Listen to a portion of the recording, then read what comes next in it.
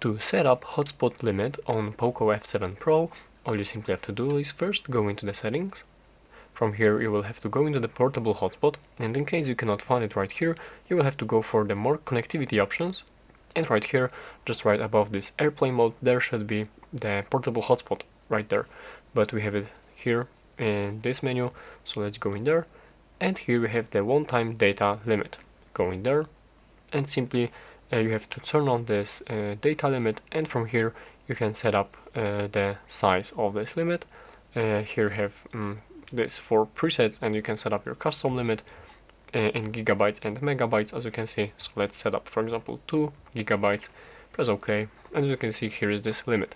And additionally, you can set up an action to perform when this limit is exceeded, and here you can turn off and notify, or set up to only notify. So yeah, that's it. That's how to do it.